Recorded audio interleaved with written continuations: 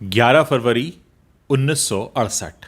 इस दिन हमारे देश में एक ऐसी खबर आई कि उसके बाद एक रहस्यमय मौत के बारे में पता चला और ये गुत्थी आज तक सुलझ नहीं पाई है।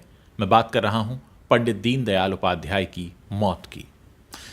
1968 ये वो वक्त था जब भारतीय जनसंघ के नए नए अध्यक्ष बने थे पंडित दीनदयाल उपाध्याय। 1967 के दिसंबर में ही उन्हें चुना गया था। अभी महज 50 दिन बीते थे, 10 फरवरी की तारीख आई थी और पंडित दीनदयाल उपाध्याय लखनऊ में अपनी मुंह बोली बहन लता खन्ना के घर पर थे। कार्यक्रम यह था कि 10 फरवरी के अगले दिन 11 फरवरी को उन्हें राजधानी दिल्ली पहुंचना है और वहां पर 35 ऐसे सांसदों के साथ मीटिंग करनी है जो कि भारतीय जनसंघ के टिकट पर चुनाव लड़कर और जीतकर आए थे। कुल मिलाकर भारत में तीसरे नंबर की सबसे बड़ी पार्टी थी भारतीय जनसंघ, और जिसको आप भारतीय जनता पार्टी के नाम से आप जानते हैं, और इंदिरा गांधी की सरकार थी। सारी तैयारियां पूरी हो चुकी थी। 10 फरवरी एक दिन बीतना था लखनऊ में, रात को ट्रेन पकड़नी थी और सुबह दिल्ली पहुंचना था। उस ज़माने में सभी नेता ट्रेन से ट्रैवल किया करते थे। लेकिन 10 फरवरी को अचानक सुबह 8 बजे लता खन्ना के घर पर फ़ोन आता है। लता खन्ना कौन? जिनके घर पे पंडित दीनदयाल उपाध्याय रुके हुए थे, जो उनकी मुँह बोली बहन थी। और ये फ़ोन आया था बिहार से। तो बिहार से जो जनसंघ के संगठन मंत्री थे अश्विनी कुमार, उन्होंने एक रिक्वेस्ट किया कि पंडित जी आप लखनऊ में हैं, कल हमने एक मीटिंग पटना में कर रहे हैं, अगर आप पटना आ जाएं तो कार्यकर्ताओं का बड़ा मनोबल बढ़ेगा। हालांकि पंडित जी ने कहा कि भाई कल तो मुझे दिल्ली में होना है, लेकिन जब उन्होंने ज़्यादा रिक्वेस्ट की तो वो मान गए और उन्होंने ये फैसला ले लिया कि कल का दिन यानी 11 फरवरी का दिन मैं दिल्ली में नहीं होऊंगा बल्कि पटना में होऊंगा।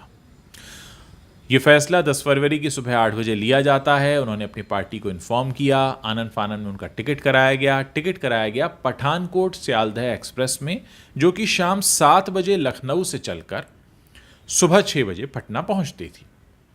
जब अचानक ये कार्यक्रम बदला तो 7 बजे उनको स्टेशन पर सी ऑफ करने के लिए उस वक्त के जो यूपी के डेप्यूटी सीएम थे राम प्रकाश गुप्त, वो पहुंचे और विधान परिषद के भी कुछ लोग उनके साथ में थे। शाम 7 बजे उन्हें ट्रेन में बैठा दिया गया। ट्रेन में जो रिजर्वेशन हुआ था वो फर्स्ट क्लास में हुआ था और उनकी जो टिकट आई थी वो ए कूपे में आई थी। ए, बी और सी ये 3 कूपे थे जिसमें फर्स्ट क्लास की सीट्स लगी हुई थीं। ए में 4 सीट थीं, बी में 2 सीट्स थीं, सी में भी 4 सीट्स थीं और ये आधी ट्रेन का कंपार्टमेंट था। बाकी की जो आधी ट्रेन थी वो 3 टायर थी।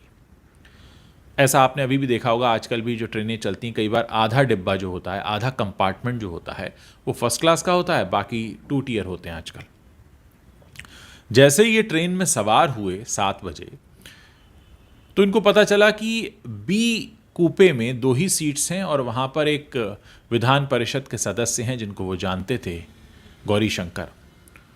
उन्होंने कहा कि चलिए हम उनसे सीट बदल लेते हैं, क्योंकि यहाँ एक कूपे में 4 लोग हैं तो प्राइवेसी नहीं है। और उस वक्त क्योंकि नेशनल फिगर थे, लोग जानते थे उन्हें, तो उनको लगा कि मुझे थोड़ी प्राइवेसी मेंटेन करनी चाहिए, तो उन्होंने अपनी सीट बदल ली। क्योंकि एक रसूखदार नेता थे, बड़ा नाम थे, तो सीट बदलना कोई बड़ी बात नहीं थी। उनकी सीट उन्होंने अपनी बदल ली और वो बी में चले गए। अब बी कूपे में जाने के बाद यहाँ से पूरा रहस्य का मामला शुरू होता है। ये ट्रेन रात 12 बजे पहुँचती है जौनपुर, और जौनपुर के महाराजा का एक नौकर जिसका नाम कन्हैया बताया जाता है, वो आता है महाराजा की चिट्ठी लेकर, जिन्हें बताया गया था। पहले ऐसे ही होता था, कोई गुजरेंगे ट्रेन से, मालूम है कितने बजे ट्रेन गुजरेगी, अगर आपको कुछ देना है तो आप दे दीजिए, क्योंकि आज की तरह सेल फोन और ये ईमेल और कुरियर और ये सब कुछ नहीं था। तो उन्होंने एक चिट्ठी भिजवाई थी जौनपुर के महाराजा ने, और ये चिट्ठी देने जब उनका नौकर आया तो वो गेट पर आए कंपार्टमेंट के, चिट्ठी हाथ में ली तो उन्होंने नोटिस किया कि उनके पास चश्मा नहीं है। फिर वो चश्मा लेने के लिए अंदर आए, पीछे पीछे उनका नौकर भी आ गया कंपार्टमेंट में, और उन्होंने बैठकर वहाँ चिट्ठी पढ़ी और सिर्फ इतना कहा कि आप उनको बता दीजिएगा महाराजा साहब को कि मैं कुछ ही समय में इसका जवाब भेज दूंगा। उसके बाद ये नीचे उतर गया नौकर, गाड़ी चल दी। अब सुबह जब 6 बजे पटना पहुंची ट्रेन, तो पटना में इनको रिसीव करने के लिए बहुत लोग आए हुए थे। सबको पता था आज राष्ट्रीय अध्यक्ष आ रहे हैं। जब पटना स्टेशन पर गाड़ी रुकी और फर्स्ट क्लास के कंपार्टमेंट में वो सारे लोग चढ़े, लेकिन वहाँ पंडित दीनदयाल उपाध्याय थे ही नहीं, तो उन्हें बड़ी निराशा हुई। उन्हें लगा कि लगता है पंडित जी ने फिर अपना प्रोग्राम चेंज कर दिया। फ़ोन पर तो उन्होंने कहा ही था कल दिल्ली जाना है, फिर हमने जब रिक्वेस्ट की तो उन्होंने कहा ठीक है मैं पटना आ जाता हूँ। लगता है वो दिल्ली चले गए, और ये सोचकर वो सब लोग मायूस होकर अपने अपने घरों को लौट गए। लेकिन इस बीच रात 12 बजे जो कन्हैया ने लेटर दिया था जौनपुर के महाराजा का, और सुबह 6 बजे जो पटना में नहीं मिलते हैं पंडित दीनदयाल उपाध्याय, इन 6 घंटों में बहुत कुछ हुआ था। हुआ ये था कि 12 बजे के बाद रात करीब 2:15 बजे ये ट्रेन बनारस पहुंची थी, बनारस के पास मुगलसराय स्टेशन पर। और वहाँ ये जो पठानकोट सियालदह एक्सप्रेस का ये जो डब्बा है जिसमें बैठकर जा रहे थे पंडित दीनदयाल उपाध्याय पटना, इस डिब्बे को हावड़ा एक्सप्रेस में जोड़ा जाना था।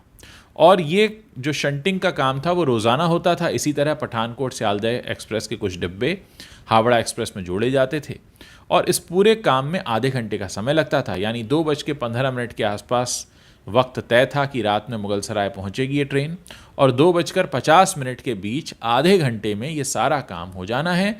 इस कंपार्टमेंट को हावड़ा एक्सप्रेस में लगा दिया जाना है, और फिर हावड़ा एक्सप्रेस सुबह 6 बजे पटना होती हुई और कोलकाता निकल जाएगी, हावड़ा निकल जाएगी।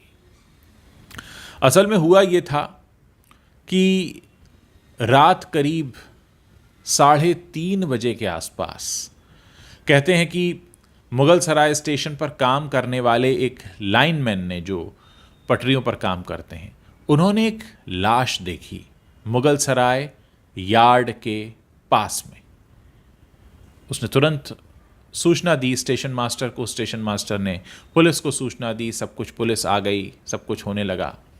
लेकिन इस दौरान किसी को यह नहीं पता था कि यह शव किसका है। इत्तेफाकन कोई उनको पहचान नहीं रहा था। ऐसा होते होते सुबह के 6 बज जाते हैं, और 6 बजे एक मिस्टर भट्टाचार्य नाम के एक व्यक्ति थे जो वहाँ पर टहल रहे थे, जो जनसंघ से भी जुड़े हुए थे। उनको पता चला कि यहाँ कोई शव मिला है, तो वो ऐसे ही देखने चले गए, और देखने गए तो उनकी चीख निकल गई। उन्होंने कहा अरे ये तो पंडित दीनदयाल उपाध्याय हैं, ऐसा कैसे हो सकता है। उनके नेता थे वो। जब उन्होंने बताया कि भाई ये तो नेशनल फिगर के नेता हैं और इस तरह से इनकी लाश यहाँ पर मिली है, हमें सूचना देनी चाहिए। फिर पूछा गया क्या निकला इनकी जेब में, तो पता ये चला कि 26 रुपये हैं, और साथ ही एक फर्स्ट क्लास का टिकट है।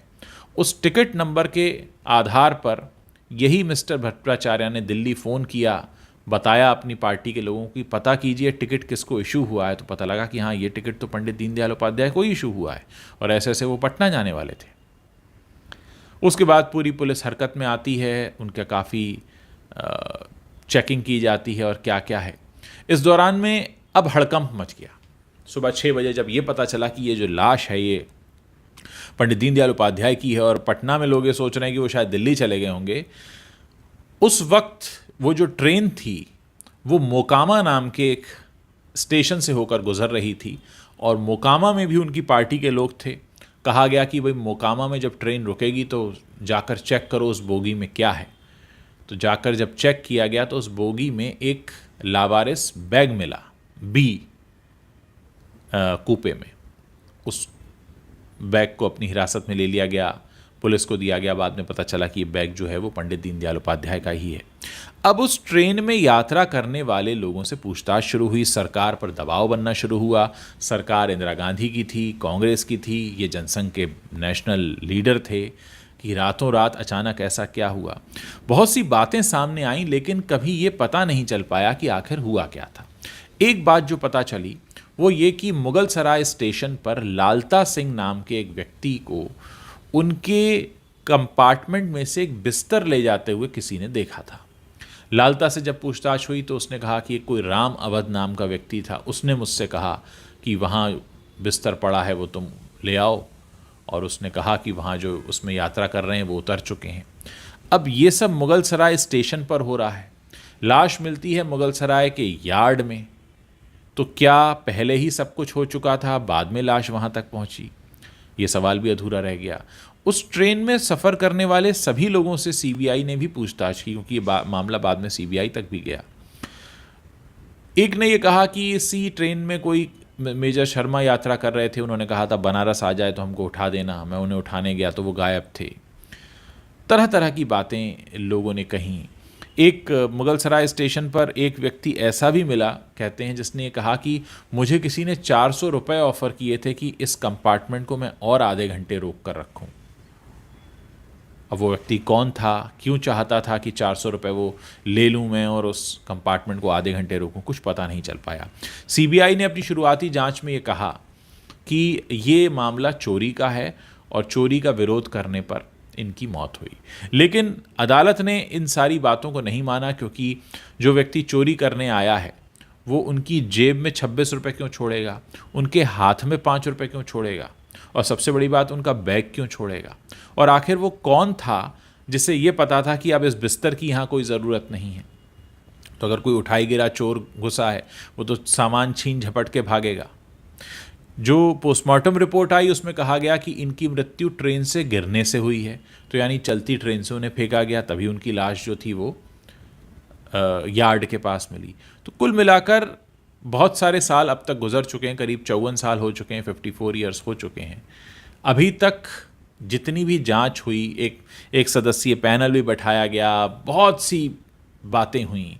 ये यहाँ तक कहा गया कि ये राजनीतिक हत्या है। नानाजी देशमुख जो नेता हैं उन्होंने ये कहा कि ये राजनीतिक हत्या है। बहुत सारे आरोप लगे, अटल बिहारी वाजपेयी पर भी आरोप लगे। उस वक्त अटल बिहारी वाजपेयी उनके सचिव होते थे। लेकिन ये सच बिल्कुल निकलकर सामने नहीं आया। पहली बात कि अचानक उनको तो 11 फरवरी की सुबह दिल्ली में होना था, लेकिन 10 फरवरी की सुबह 8 बजे फ़ोन आता है बिहार से, और ये होता है कि अब मुझे पटना जाना है।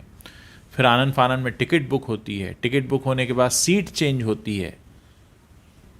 सीट चेंज होने के बाद 12 बजे तक उनको आखिरी व्यक्ति जिसने जीवित देखा है वो कन्हैया, जो जौनपुर के महाराजा का नौकर, जिसने वो चिट्ठी दी। उसके बाद किसी ने उनको जीवित नहीं देखा। और सुबह करीब 3:30 बजे पता चलता है कि ये ऐसे लाश पड़ी हुई है। 6 बजे तक पूरी दुनिया को पता चल जाता है और इस तरह से जांच होती है। लेकिन आज तक कोई नहीं जान पाया है कि उनकी हत्या क्यों की गई, किसने करवाई, क्यों उनका आखिरी वक्त में प्रोग्राम चेंज हुआ, क्या कोई घुसा था उस बोगी में, ये हादसा था, हत्या थी, प्लान्ड साजिश थी। कोई नहीं जानता है आज तक इस रहस्य को। मुगलसराय स्टेशन का नाम अब बदलकर पंडित दीनदयाल उपाध्याय के नाम पर रखा जा चुका है। लेकिन 10 फरवरी की रात 12 बजे के बाद और सुबह 3:30 बजे से पहले ऐसा क्या हुआ जो पंडित दीनदयाल उपाध्याय, जो दिल्ली जाते जाते पटना जा रहे थे, वो दुनिया से ही छोड़कर चले गए, दुनिया को ही छोड़कर चले गए? कोई नहीं जानता, आज तक नहीं जान पाया। तो ऐसी है ये रहस्यमय कहानी। मेरी कोशिश रहेगी और भी कई रहस्यमय कहानियाँ जिनके बारे में आपने पढ़ा हो या ना पढ़ा हो, मैं उन्हें आपके सामने पेश करता रहूं। उम्मीद है आपको बहुत कुछ जानने का मौका मिला होगा।